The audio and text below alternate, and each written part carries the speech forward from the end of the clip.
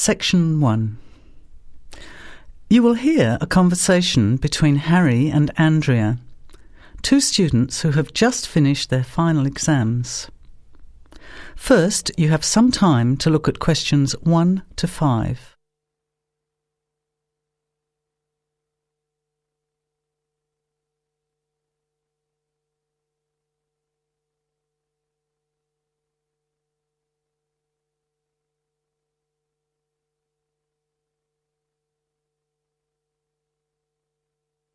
Notice that an example has been done for you. This time only, the conversation relating to the example will be played first. Hi, Andrea. How are you feeling now that exams are over? It's fantastic to have finished, isn't it? And to sleep in every morning. What about you? The student is happy to have finished exams, so you circle B. Now, let's begin. Answer the questions as you listen. You will not hear the recording a second time. Listen carefully to the conversation and answer questions 1 to 5. Hi, Andrea. How are you feeling now that exams are over? It's fantastic to have finished, isn't it? And to sleep in every morning. What about you? Well, I've been catching up on sleep too, but I've got a lot to do before I leave for England. Perhaps you could give me some advice. I've got a lot of things I can't possibly take back with me, but I don't know what to do with them. Well, it depends on what sort of things they are and whether you're thinking of giving them away or selling them. Well, almost everything. Furniture, the fridge and other kitchen stuff that I bought from the previous tenant. But the new people have already got what they need, so they're not interested in buying stuff from me. I can't afford to give it away, but I'm not sure how to sell it all. Oh, and there are some clothes and books as well. Why can't you take them? The books are really heavy. It's so expensive if you exceed the airline baggage allowance. And the clothes just won't all fit in my suitcase. It's amazing how much stuff I've accumulated since I've been here. Anyway, I don't think I'll need as many summer clothes in England as I have here in Australia. I see. Well, there are several alternatives. First of all, you could put up notices around the university about the books. You know, on the notice boards in the Student Union building and in the economics department. Anywhere second and third year students will see them. People are always keen to buy cheap textbooks. OK, what should I say on the notices? Just put the titles, authors and price you want, your name of course, and maybe put your phone number on those little tear-off tags. That's a good idea. And what about the furniture? You could try doing the same thing, but usually students are away all summer, so they don't want to buy furniture now. Another place to try might be a second-hand shop. Someone from the shop will usually come around and give you a free quote, and then you can decide. But you don't usually get much money for that sort of stuff. Before you hear the rest of the conversation, you have some time to look at questions 6 to 10.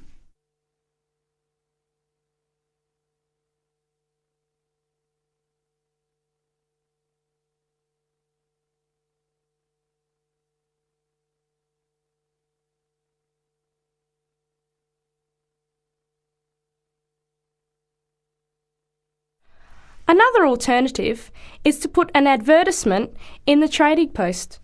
Do you know that paper? It comes out every week advertising things people want to sell. You have to pay to put the advert in and then hope people phone.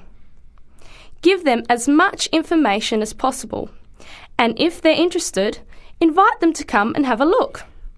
The hard part is agreeing on a price. No, I haven't seen the Trading Post. But I should have a look at it, and I could advertise the fridge, the microwave and the furniture. But the kitchen stuff isn't really that good. You know, old cutlery, a few pots and pans and some plates and things. What shall I do with them? Well, another option is to donate the kitchen things to a charity shop. You know, like the Salvation Army or St. Vincent de Paul? Why don't you get a second-hand shop to give you a quote first? Yes, I could do that. Find out how much they'll give me and then decide whether to sell them or give them away. But I've still got the clothes. A charity shop will take them too, as long as they're in good condition. And even though you don't get any money, at least you know that someone who really deserves some help has benefited. That's a good point. I'll advertise the expensive stuff, the furniture, and donate the clothes and kitchen stuff. Let's go and buy a trading post and you can help me write the advert. Well, actually, I'm interested in buying the fridge and the microwave, depending on the price, of course. OK, let's see how good you are at bargaining. That is the end of section 1. You have half a minute to check your answers.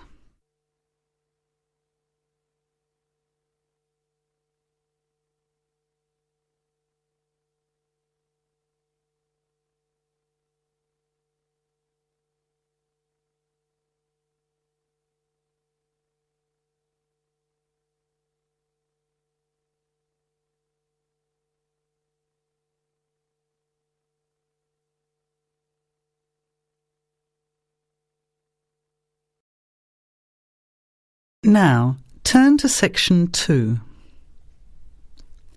Section 2. You will hear a phone conversation giving information about a health and fitness centre. Before you hear the talk, you have some time to look at questions 11 to 16.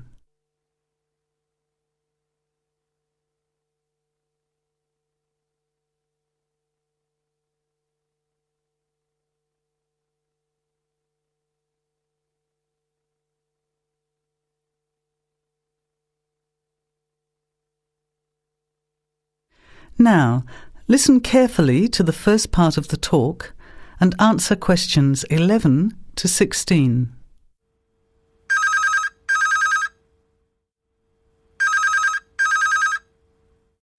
Hello? Hello, is that Miss Heidi Jones? Yes? Good morning, Miss Jones. I'd like to take a few minutes of your time to tell you about the Seven Oaks Health and Fitness Centre, which is in your suburb. Would that be convenient? OK. Well, the centre's not far from you. It's on the corner of Marion Street and Giles Street and has a large car park. It's open every day of the week, opening on weekdays at 6 a.m. and at 9 a.m. at the weekend.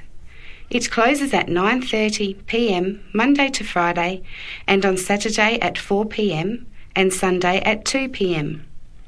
We also have childcare Monday to Saturday from 9 in the morning until midday for a small extra charge, so you can leave your children in safe hands while you attend one of our classes, or perhaps have a swim, or if you just want to relax in the spa and sauna or steam room.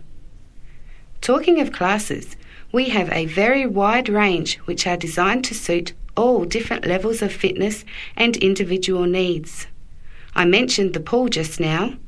Well, in addition to swimming laps or just relaxing, we also offer aqua aerobic classes, which are 45-minute classes that use the therapeutic effects of water. This provides a very safe and effective exercise and is suitable for all fitness levels, as well as being a lot of fun. Many people who haven't been exercising for a while start in the aqua classes, as do people who need to take care after hospital surgery, for example. These classes are very popular and are scheduled every weekday, Monday to Friday, and on Saturday afternoon and Sunday morning. Another very popular activity in the pool area is learning to swim, and these swimming classes are held at 4 p.m. every weekday and in the mornings at the weekend. By the way, they're open to both adults and children of any age. Before the talk continues, you have some time to look at questions 17 to 20.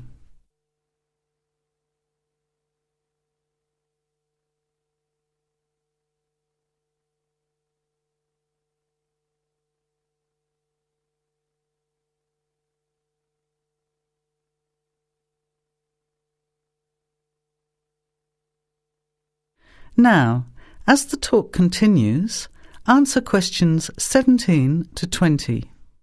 Now, it would take too much of your time to tell you in detail about all our programs, as we have a very wide range of activities at different times. However, I'll just outline some of them. Our super circuit classes are extremely popular, and you get a good aerobic workout while toning your muscles. They're easy to learn, as you combine using hydraulic equipment with exercises guaranteed to give you a good cardio workout. The teachers are very good and there's a fun atmosphere. And the classes are very effective in assisting weight loss, relieving stress, lowering blood pressure and generally increasing fitness. Oh, and I haven't mentioned our range of aerobic and step classes of different types which suit all levels. Our specially designed aerobics room holds over 55 people, and our highly qualified and trained staff can advise you as to which class might suit you. We are inviting you to a free 1-week trial period when you can come and try any of the classes or activities before you make the decision to join. By the way, there is also a large and very well-equipped gym where we offer free fitness assessments, and you can have an individual program designed just for you. Also, the cardiovascular room has the latest range of machines which help you burn fat, increase your fitness, or just warm up. They're very popular, as you can forget all about the calorie burning by watching your favourite music videos on TV while you exercise. Right now we have a very special new member joining fee offer, which allows 2 memberships for the price of 1, a real bargain. So if you can, bring along a friend who'd like to get fit as well in time for summer. Come along and try us out. You can meet the staff. Try out some of the classes for a week, absolutely free. And then, if you like us, sign up for only $110 each for 6 months. Thanks for taking the time to learn about the centre, and I hope we'll see you there soon, Heidi. I'll put one of our brochures in the mail for you right now. Bye for now. That is the end of section 2. You have half a minute to check your answers.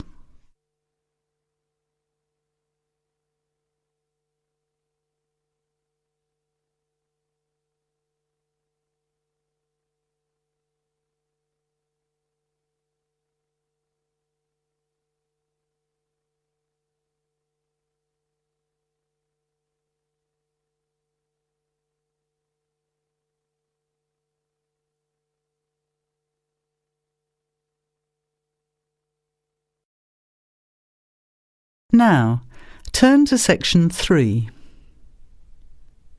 Section 3. You will hear 2 business studies students, Evelyn and Mark, preparing for a seminar presentation. Before you hear the conversation, you have some time to look at questions 21 to 25.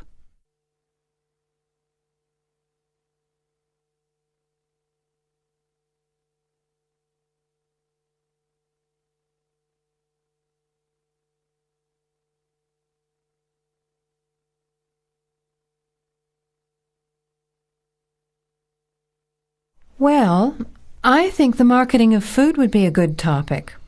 I read a very interesting article the other day about the Canadian food market. I suppose everybody's interested in food, even if it's trying not to eat. Why Canada? I know that's where you come from, but isn't it just all North America, really? No, that's why I thought this article was interesting. Although lots of U.S. companies are well established in Canada, and vice versa, there are still subtle differences between the 2 markets. It says here, the Canadian market is definitely not a northern clone of the U.S. I like that. And it says that if you understand these differences, it can have a big impact on successful food marketing. So I know that Canada has a big French-speaking population in Quebec. Is this what they're referring to? Not only French and English speakers, there are many different ethnic groups in Canada. It's really quite multicultural. For example, Toronto has large Asian and Italian populations, and Vancouver's got a large Asian population too. And because Canada's population is small, these groups make quite an impact, introducing new styles of cooking. So you can see lots of unfamiliar vegetables and things in the markets, and new restaurants are opening every day. It's great if you love trying out new foods, as many people do. Which kinds of food are becoming popular? Well, some Asian food, I'd say, has been popular for quite a while, like Chinese. But now, Southeast Asian restaurants are becoming very fashionable. Then there's Mediterranean, of course, such as Greek, Italian, and so on. But Caribbean and Mexican food is really taking off among young people these days. So are the supermarkets starting to stock the ingredients that are needed to prepare these foods at home? You know, all those unusual condiments and sauces. Yes, that's right. It's quite interesting going to the supermarket, isn't it? And noticing how they're introducing sections for foods of different nationalities. You can buy quite exotic products locally these days. The article mentioned that 80% of the Canadian retail market is controlled by 8 major national supermarket chains, so that when they introduce changes, they can happen quite rapidly. OK. Well, how are we going to organise this seminar then? I made some notes on the trends in the Canadian market, about changing tastes, and also patterns for where food is consumed. I thought maybe we could summarize it into a chart or table and maybe use the overhead projector to present it. Good idea. Maybe I could have a look for similar trends and tastes in Australia and the UK for comparison. Let's have a look at what you found. Before the conversation continues, you have some time to look at questions 26 to 30.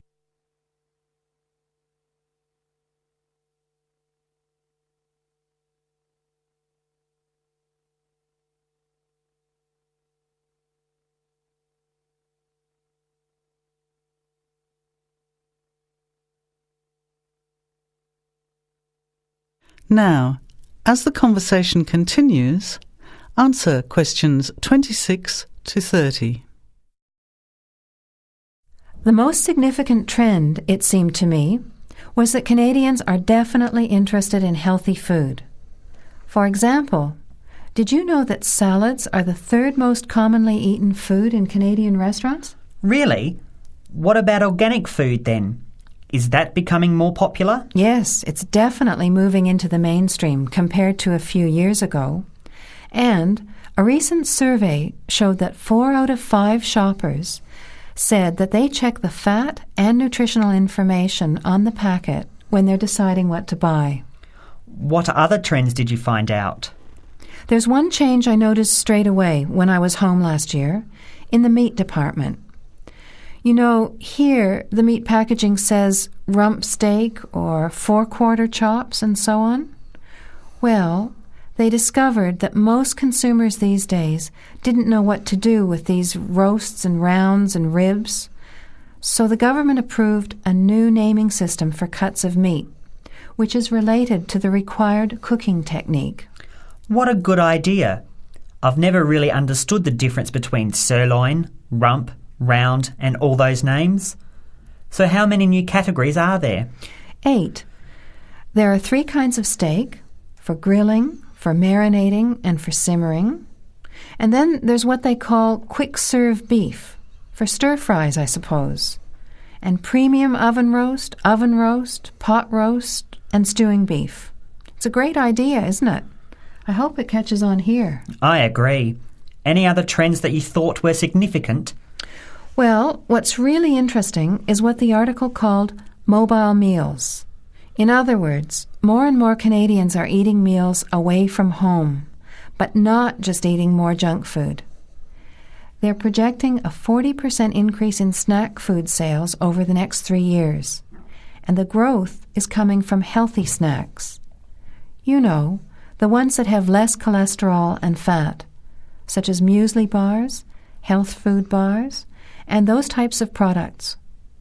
Apparently, in the food marketing jargon, they're called nutritious portable foods, which means healthy snacks.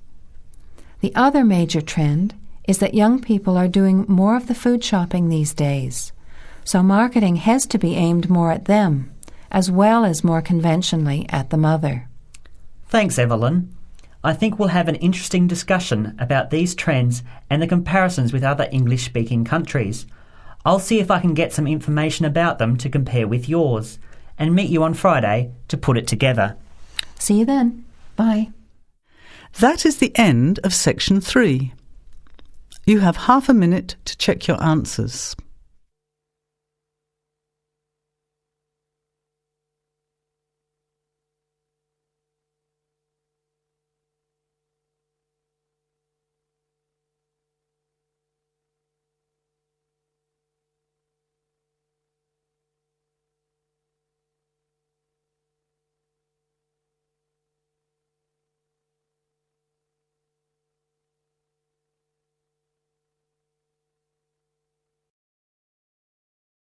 Now, turn to section 4. Section 4. You will hear a talk given by Dr. Miranda James. First, you have some time to look at questions 31 to 35.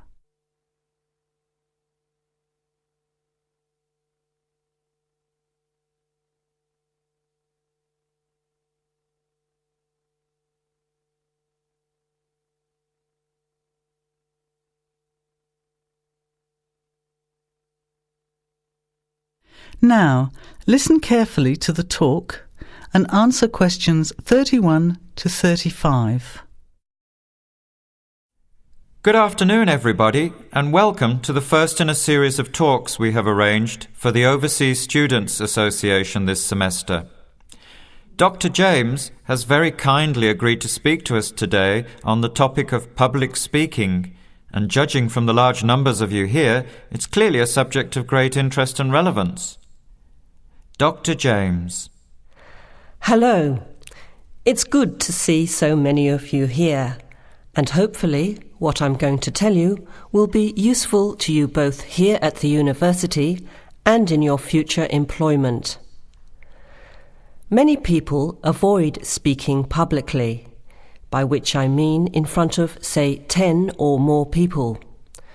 Not because they lack the ability, but mainly because they lack confidence, which is really only due to lack of practice. Today, as a consequence of the influence of television, audiences expect speakers to be relatively brief and to the point, in addition to being well-informed and interesting or entertaining.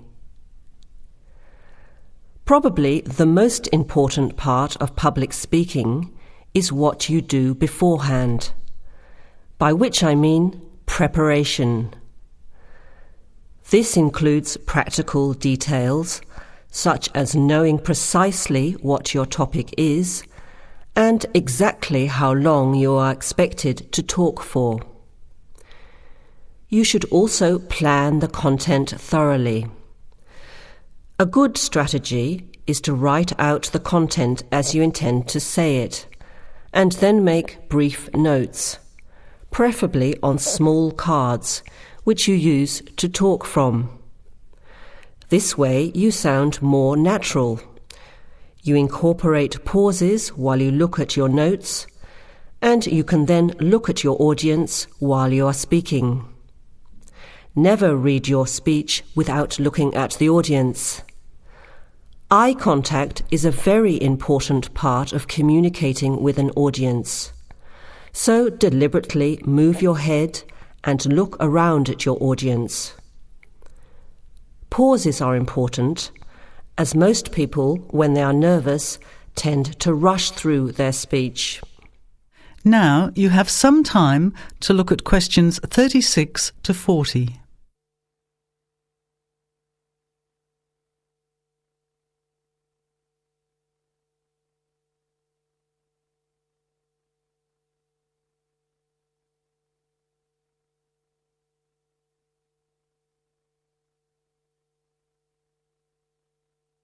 Now listen and answer questions 36 to 40.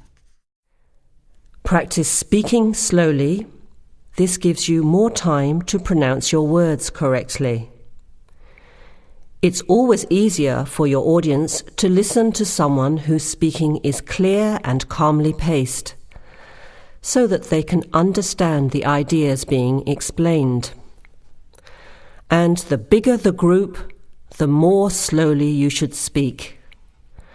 Remember to project your voice, speaking clearly to the person furthest away from you.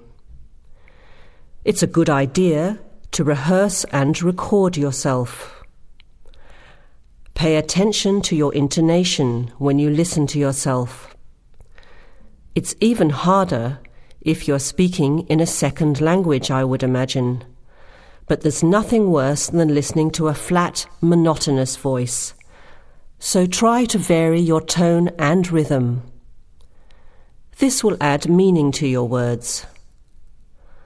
Lastly, pay attention to both your posture and your gestures. A confident person stands or sits in a small group with their head up, chin out, and shoulders back. Try to avoid scratching or fiddling with your hair or beard, or pens, jewellery, and so on. These movements can distract and irritate your audience. Yet you may be unaware of them yourself. Another reason for rehearsing, preferably with feedback from a friend, or better still, on video. I hope these few tips will make your experience of speaking in public a little easier. Remember, practice makes perfect. That is the end of section 4. You now have half a minute to check your answers.